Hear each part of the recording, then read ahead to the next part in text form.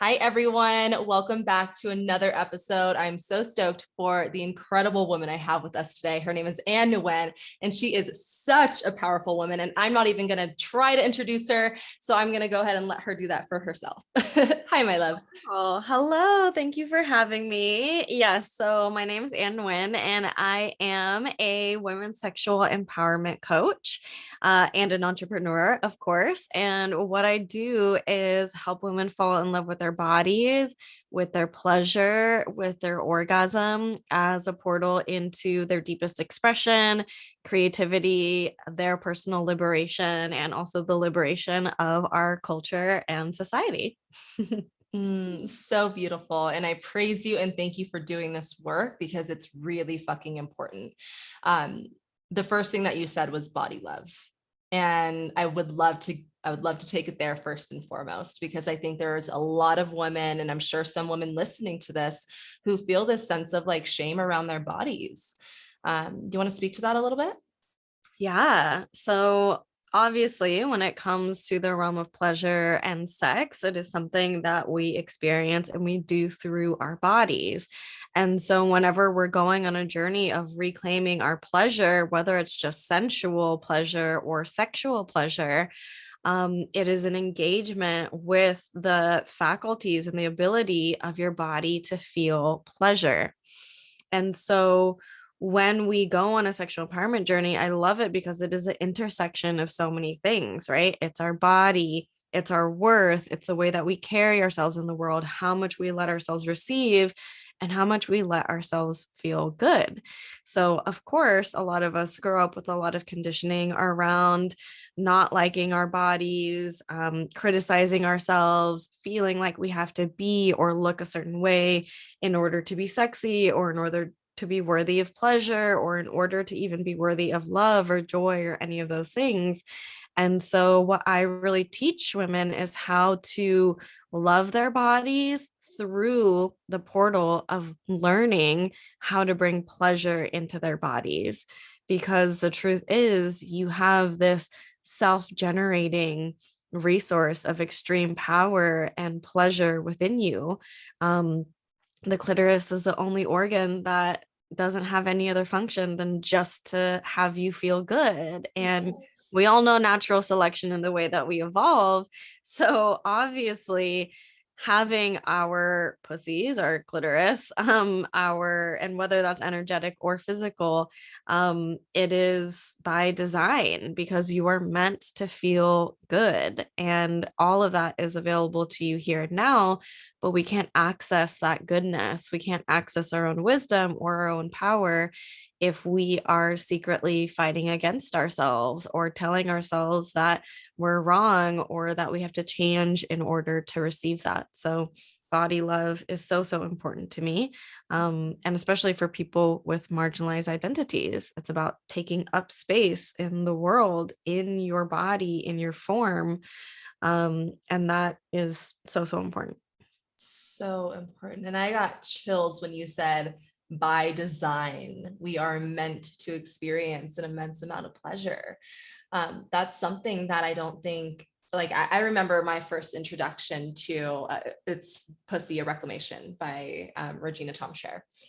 And when I learned that, when I was like, whoa, I literally have something made for me to experience pleasure in its highest state. Like, why have I not been taught this? Why was I not told that I have this tool in my tool belt to experience that pleasure and that it was designed just for that? So when you said that, it just brought me back to that moment where I had that aha moment. And I'm sure you've read that book. Oh my God, yes, life changing. Life changing. All of you guys have to go read it. All of you who are listening, Pussy, a Reclamation. It's so good. Um, Okay, so that was really, really powerful. I'm glad that you spoke to that because a lot of women do not allow themselves to access that pleasure portal because they don't feel like they're even capable or they're even worthy of doing that. Yes. And that's what you bring them back to. Mm. Yes, exactly. And I think it's important to mention too, it's not just our pussies, it's not just our, clitoris. Like, to engage with pleasure is to engage in your senses. So our skin is meant to be able to feel touch. It's be able to sense pleasure. Our eyes are made for us to see beauty, to look at art, to absorb things in the world, the sense of sound, hearing music, like your whole, another thing that I love to teach is that your whole body is a sexual organ. Your entire experience can be orgasmic. And when you relate to your ears, your eyes, your own skin, your own hands as these portals into feeling good, the whole game changes and the whole way that you live changes. The whole way that you live changes. And that's what I was actually going to ask for you to explain to my audience, is like the difference between sensuality and sexuality, because there is a difference, but they're also deeply connected. Yes, exactly. So sensuality is what I mentioned, which is being in touch with your five senses. And this really comes from the tantric lineage, which really sees all of our five senses into portals, into presence and into the divine and into the moment and into feeling pleasure. So sensuality can be so many different flavors. It can be the soft texture of a blanket. It can be a hot cup of tea. Like I said, it could be looking at a work of art, looking at the face of your lover or your own as a work of art, listening to music. And sensuality to me is about engaging in your senses in a way where you are present and receptive. So something that I tell my students all the time is the entire world is a sensual feast. Like if you stop and look at an object in your room that maybe you didn't take the time to really look at, notice the textures, notice the colors, right? This is a way that our world becomes sensual and we become, sensually alive. Mhm. And then sexuality is really just channeling that sensuality into a certain context. So into a sexual act, whether that's with yourself or with a partner, it's just another flavor of sensuality, and, has to do with the acts of self-pleasure or sex. And we can expand and broaden the definition of sex. It doesn't even necessarily have to be intercourse. Something that I always encourage people to do is redefine everything in ways that suit themselves. So for me, for example, any exchange of erotic energy, or when I'm really worshiping my partner, or we're in this sort of more physical act of showing one another love, whether that ends up being because I'm in a heterosexual relationship, like penis vagina, it doesn't matter. We could never get to there, but it could still be sex in my book personally. Can I just say, when you said sensual feast, like we live in a world, it's like a sensual feast. I was like, oh, yeah, we do. It's surrounding us. Mhm. And that's when we can actually just like lean heavily into our feminine, right? Because you said it's like the presence and the receptiveness of it. And that's all about not gender, but just being in your feminine. And I love that. I love that so much. Our world is a sensual feast, ladies. Write that down. Yeah, absolutely. So that's why people who are really, I mean, all of us who've grown up in like a capitalistic culture, I feel like, especially business owners and entrepreneurs, we can feel like I have to work and have to do all this to get the reward of pleasure without realizing pleasure, sensuality, the erotic, it's always here and it's always available to you. So it's actually about tuning into it all the way and not making pleasure something that is evil or demonized or something that you can only get after extracting or working hard. It's here and now and it's available to you always. It's always available. And I like to say this too. It's like, it's pleasure and abundance and all of those things. It's not something that you obtain, it's not something that you obtain. It's something that you tap into. And the more you give yourself permission to tap into it, not with like, oh, once I've reached this goal, then I'm worthy of that, right? but actually allowing yourself to experience that and tap into that now, and claiming that I'm worthy of this in the moment, in the present moment, not after I've achieved a goal, like that's so silly. But we lived in that very like patriarchy society where it's very goal oriented, and we're kind of taught like that dinner before dessert type of mindset. Yes, exactly. I love that analogy, the dinner before dessert. Yeah. And so it's so silly, but that's how I totally related. I was like, oh, well, I can have pleasure until I've achieved a goal, because I can't have dessert before dinner. Exactly. Amazing. So something else that you brought up that I would love, if you feel comfortable talking about this, was your partnership. And something that I've really, really admired over your Instagram is how involved he is in this work. And I would love for you to speak to that, because I know there is women listening to this who are craving for that in their partner, but maybe feel intimidated or scared, or maybe they've been rejected in that sense before. So what's your insight on that? Yeah. So the concept that I really love to teach around this, I got from one of my teachers, Layla Martin, is this concept of being the initiatress. And what this means is that we take full responsibility for how we show up inside of our pleasure, how we generate it for ourselves in our lives and in our own bodies, first and foremost. And through becoming the most pleasurable, orgasmic, joy-filled version of you, that you initiate your partner into this way of being. I mean, really, I guess it's initiation, but also I would love for people just to get to the point where it's like, this is who I am, take it or leave it. It's part of the package. So true. But I think that this part about seeing it as a gift to our partners is really revolutionary for a lot of people, because we just have so many narratives and so many stories around relationship. But a huge one, especially for people in heterosexual relationships, is that somehow my power or my pleasure or my sexual desire, my sexual needs becomes a threat to my partner. And that doesn't make any sense at all. Like, that is completely bullshit conditioning.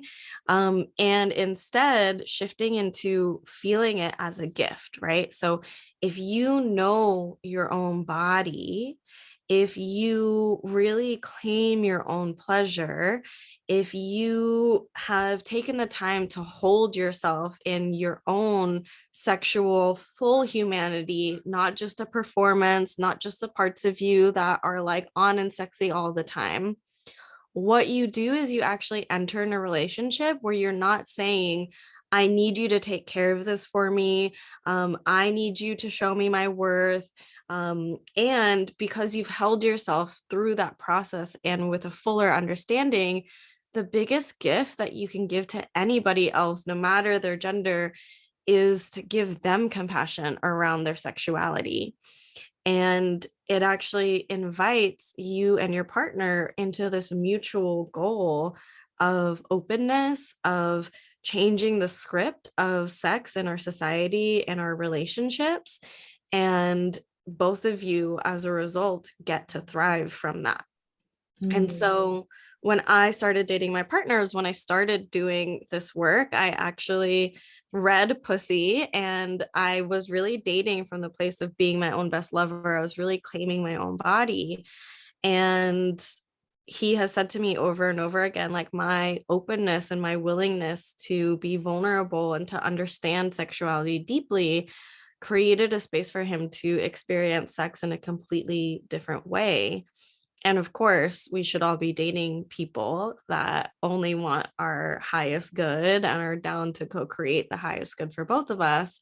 And I think that the world isn't going to change to do that. You can't expect other people to do that. You have to walk into it and decide that is what you're creating. Of course, the other person has to opt in and be on board. You're not carrying everything, but there is a level of self-initiation that is required. And yeah, it's been really, really beautiful.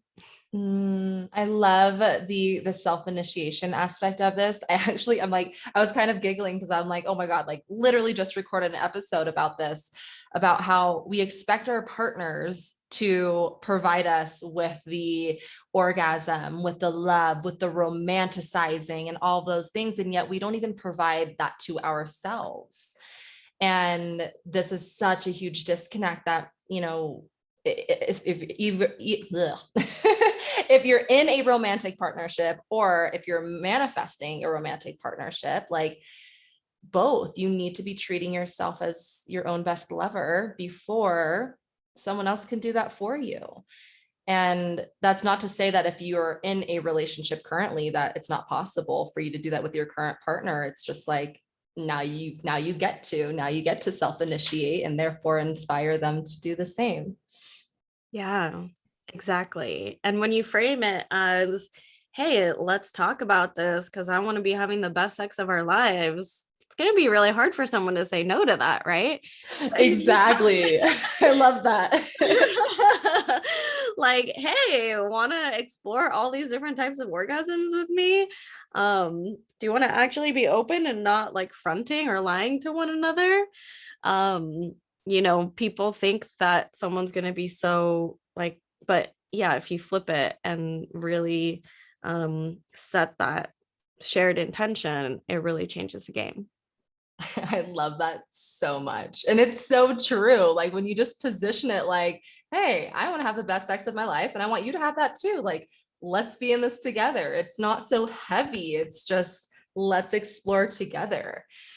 Oh, powerful. Okay, so how did you even get into this work? Like, what was that thing that sparked you to dive into sexual empowerment and helping women with all of this? I'm so curious. Yeah, well, as most people who end up teaching things, it started with my own huge struggle. So I experienced a lot of violation around relationships with men in my life. So my background is, witnessing domestic abuse as a very young child. So from the very beginning, having a lot of mistrust and trauma inside of my body. And that, of course, influenced my formative relationships. A lot of them were heavily emotionally, psychologically abusive. And I just grew up also in a sexually abusive culture. I think we all are growing up in a sexually abusive culture in the Absolutely. sense that we're taught that our pleasure doesn't matter. I never put myself in that equation. I could only orgasm in like one very specific way, which made it really hard to open to a partner. And I've always just been someone who loves to seek answers. And so for a long time, I went down weird internet rabbit holes. I mean, this is even before Instagram. This is like, going on Tumblr and like finding random stuff. It was just like I was really searching for answers. And it wasn't until I found my teacher, Layla Martin, and saw her talking about sex with self-worth and with love and even with spirituality mixed in, that I was like, this is the thing I didn't even know exists, but I have been secretly searching for. And so I kind of love to dive off the deep end. I signed up for her coaching training, and that required me to do a super deep dive into healing all of my own sexual things. And through that, I just saw so much transformation, not just in my orgasms, but in my relationship to myself, to my power, to my creativity, my expression. And it was just a complete turnaround. And I really thought to myself, I can't not teach this to other people. Like, I will absolutely scream it from the rooftops. Whoever wants to listen to me, I want to give it to them. And so I quit my corporate job and I have devoted my life to that for the past 2.5 years.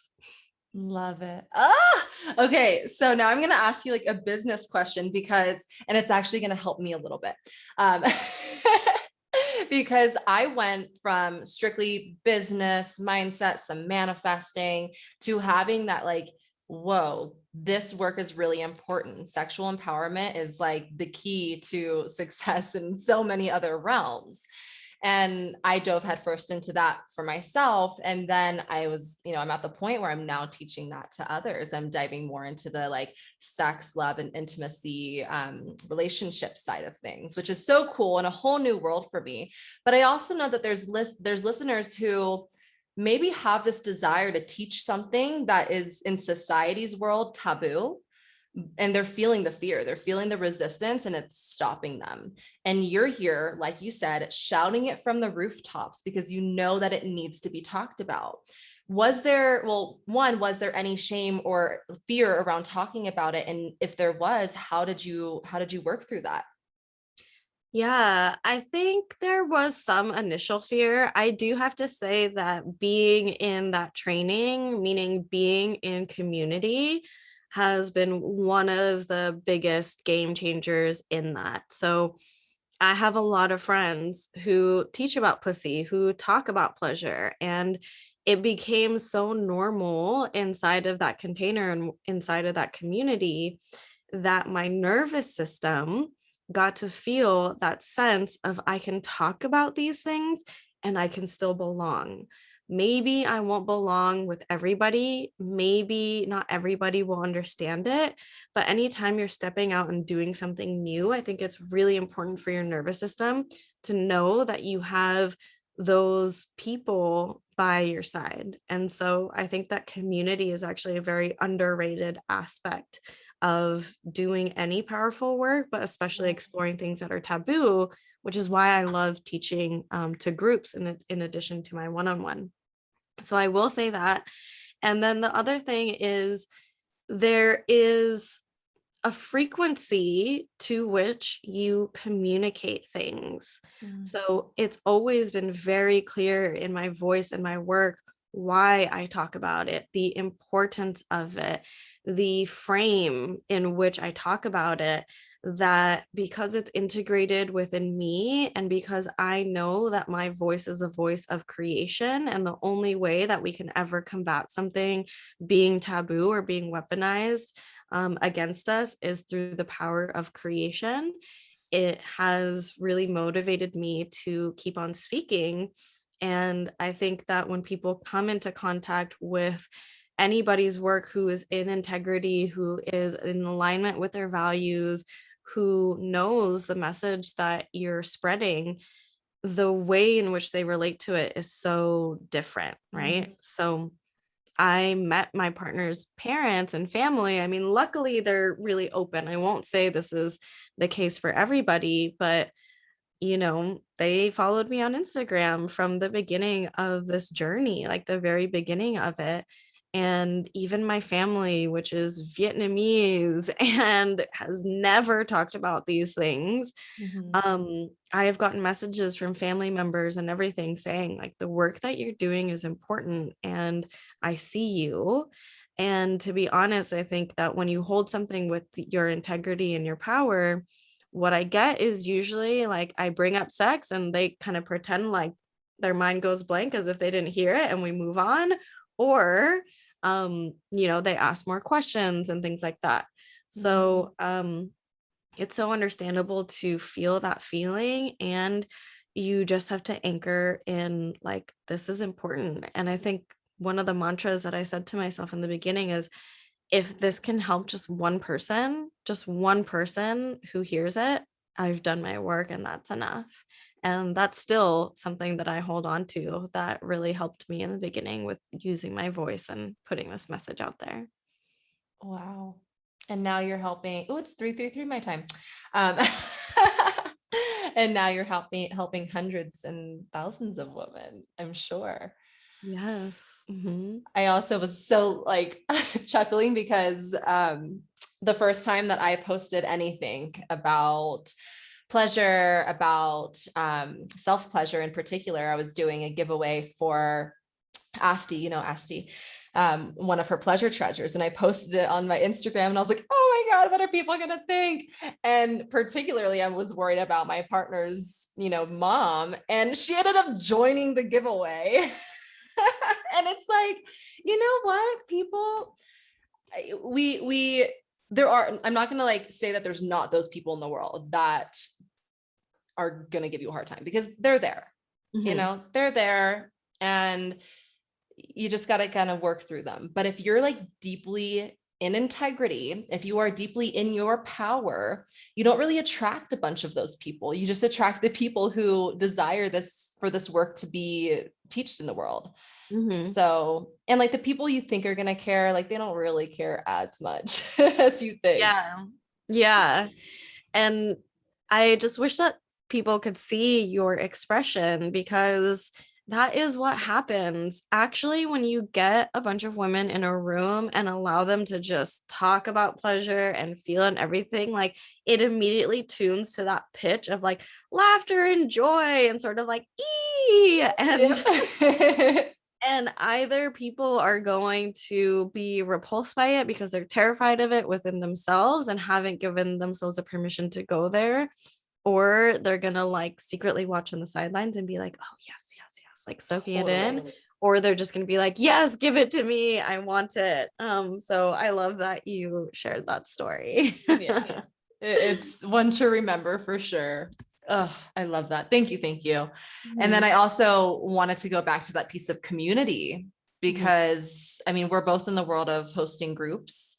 And I know for myself, like when you are getting outside of your comfort zone and you're going against the norm, right? You're creating your own path, and it's not what you're quote unquote supposed to be doing in this world. It is vital to have people surrounding you who just get you, and why you're doing this work.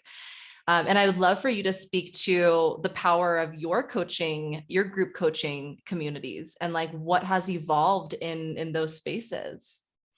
Yeah. So my group coaching communities are very intentional. So we actually practice a lot of Mama Gina's tools like bragging and clearing and celebrating one another. So I said this on my friend Julia's podcast the other day. It's we are formulating new languages to shift culture. And so as a group space holder, I really see myself as I am going to teach them mutual language so that we can engage in a new culture of celebrating one another, of saying, creating the safety to be like, oh my God, I had my first G spot orgasm, and to be met with the experience of celebration, right? Or the opposite, to come in and say, I am feeling a ton of resistance. I don't want to touch my pleasure at all. I feel like shit. And to be held in that with love, with acceptance, with witnessing, because everything that is sexual or intimacy or pleasure, I really advocate for a strong sexual relationship with yourself. And we're all connected as human beings. It's a collective thing. Our desire to belong, to know that we'll be loved, is our core desire. And so I think that within all of these groups that all of us are creating, you are practicing in the micro to impact the macro, right? When you get that feedback that it's okay to share this part of yourself, it's okay to share your emotions, it's okay to be witness in the heights of your pleasure.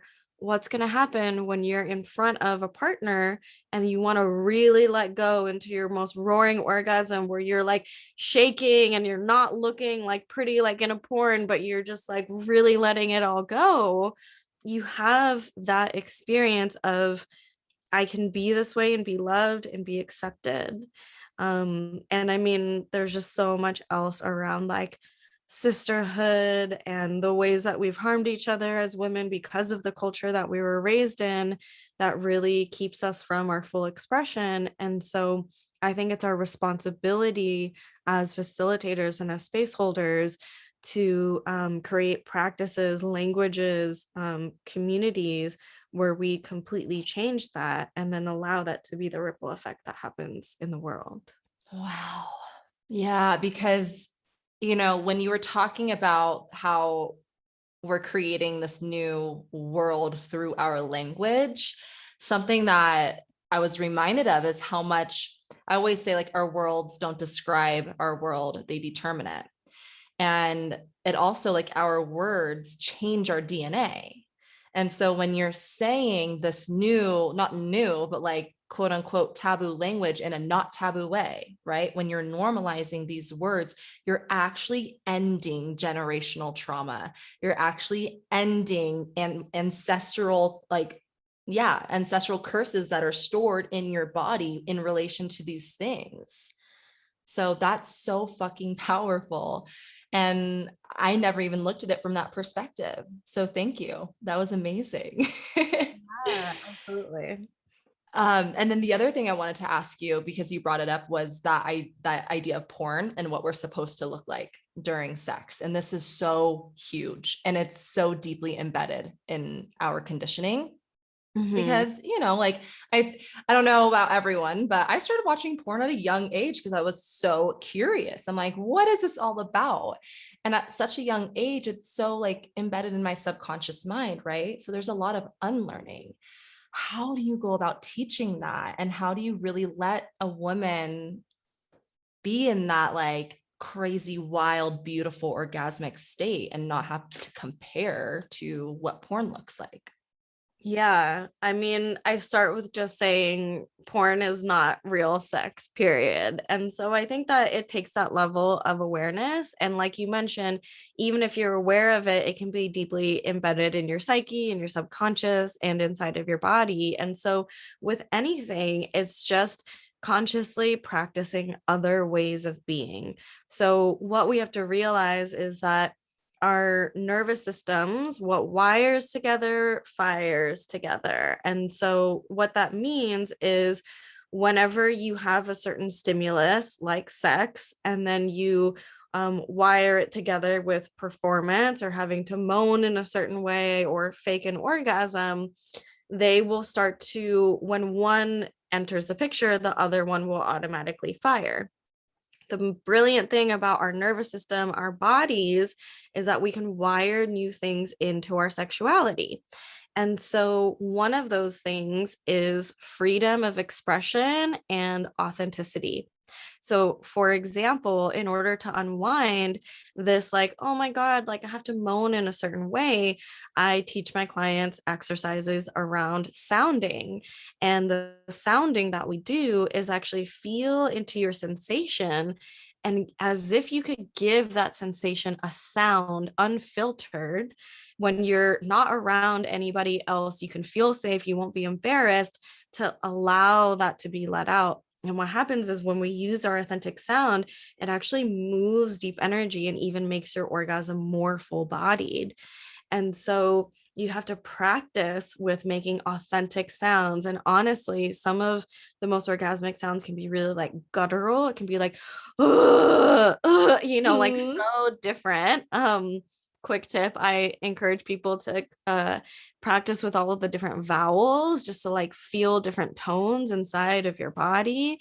Um, and then doing things that really help us get out of this like perfect sort of pretty quote unquote way that we think we're supposed to be. So even doing things like pretending like you're an animal, Yes, yes, yes. I was just gonna say animal that. noises. Yeah, like speaking gibberish, like like all of those things to get you out of these sort of practiced ways of being, and also giving people the knowledge that the deepest orgasm, the state that most people are looking for, is a state of releasing your everyday personality, releasing control, going deeply into surrender. And that actually is mostly expressed in more animalistic ways of expression through your body, shaking, moving, sounding, like true, like connecting to the animal part of yourself, which is so, so, so, so freeing and is what a lot of people crave. But of course, that's like exactly what we've been conditioned out of. And that also, in so many ways, maps onto the ways that I would say, honestly, like colonization, supremacy, patriarchy have really demonize, the practices. I mean, people are reclaiming them and, wanting to engage in them now, but of indigenous peoples where they are making these sounds, they're shaking their bodies, they're connecting to the elements, they're so deeply connected with nature. And so it's very intentional that we have been fed, a fabricated model of it. Mhm.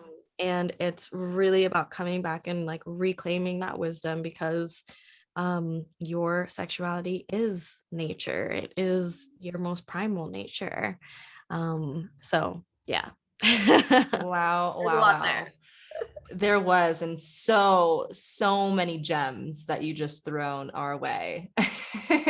So listeners, if you didn't get all of that, I would rewind like a minute or so and just really hone in onto what Anne was saying.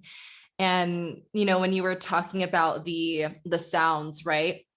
When I was going through this work, I started to realize how different I sounded when I was self-pleasuring versus how I was in the bedroom. And when I allowed myself to actually make the sounds that I would or not, right, in the bedroom with my partner, I was experiencing way better orgasms than I was before, because I was fully expressed and I was fully in my body, instead of like, well, I have to make these types of noises and I have to look this type of way, right? Like dropping into the body is where that like full fucking orgasmic bliss that you do crave lies. So permission to do that. Yeah, exactly. And I think the most surprising thing is how much of a turn on it is to witness that. So a lot of people perform because they think that's what their partner wants to see, but you can feel inauthenticity, you can feel performance, and whether your partner has conscious language for it or not, they're going to feel it. And they're probably also growing up with the same conditioning. So you're kind of in this lockdown between the two of you of like, okay, cool. And then, but if you go in and you reveal that and you see it for a partner who is truly wanting to celebrate you and loves you, their mind is going to be blown. And it actually touches that animal primal part of them too, and allows that part to awaken in them. Like I have seen when I enter into those states is when my partner is the most just like, can tap into that power for himself. So I think just to mention it to people that, you might be afraid to show that because you're like, what if they judge me or they think that I'm, all of these things. It's actually a really huge turn on. It's such a huge turn on. And it goes back to what we were talking about at the beginning of this, right? Like you're wanting to have the best sex of your life, and most likely your partner wants to have the best sex of their life too. So, oh, amazing. Okay. So we're just about at time here, but I do ask all of my podcast guests this question, and I'm so excited to hear your answer. The name of the podcast is Pleasurable Success. And what would be your advice for the listeners to make their success a pleasure-filled experience? I would say start with a blank slate. So, this I got from a lot of Black feminist teachers, which is this concept that your imagination and your creativity is one of the most revolutionary, powerful things that you have for yourself. So, what I would say is erase everything you've ever known about what it means to market, to build a business, to be an entrepreneur, to work, or to do whatever it is that you're doing in the world, and ask yourself, if I could do this in the most pleasurable way possible, how would I do it? And realize that you have the power to define the way that you do everything inside of your life. I mean, there's some constraints, obviously, if like you're working at a corporate job, but I even brought these principles into my corporate job. And let pleasure be the way, right? Do not hold off on that, but build it into every single thing that you do, from onboarding your clients to writing a piece of content. How can I make this the most pleasurable thing possible? Write it in the bathtub. Love Take your that. girls out in the park, whatever. And and really relate to pleasure as the resource, the thing that's going to fill you and feed you and allow you to be of service and give your biggest gifts in the world. And let that be the measure of success, actually. How good do I Yes. feel doing this? That is Thank you. success. Thank you, thank you, thank you. I mean, all of that and that last little nugget at the end was so important, like let how good your life feels be the determination of how successful you are. It's like, it's not about how happy you look, it's about how happy you feel. Mhm. And I love that you said that. And I'm like a huge fan of sending DMs in lingerie. So, Love it. so I'm there for it. Infusing pleasure into all corners of your life, even the not so fun stuff. Love it. Amazing. Well, where can my audience find you? All of your information will be in the show notes, but if you have anything particular, where do you like to hang out the most? Yeah. So my newsletter and on Instagram are the places you can find me the most. All my handles and my website are the Ann Nguyen, TheAnnNNGUYEN. And yeah, I give lots of free content and free classes and all of that all the time. So you can find me there. Amazing. Thank you. It was such an honor to have you. You're so radiant, by the way. You're so radiant and embodied in this work. I love it. I'm obsessed. So thank you. Thank you. And listeners, if you enjoyed this episode, please take a screenshot, tag Ann and I on Instagram. We would love for you to share this medicine with the world. And I hope you had a lot of takeaways. I know there's some really tangible tips in here. So be sure to try them out, get connected with Ann, and have a beautiful rest of your day.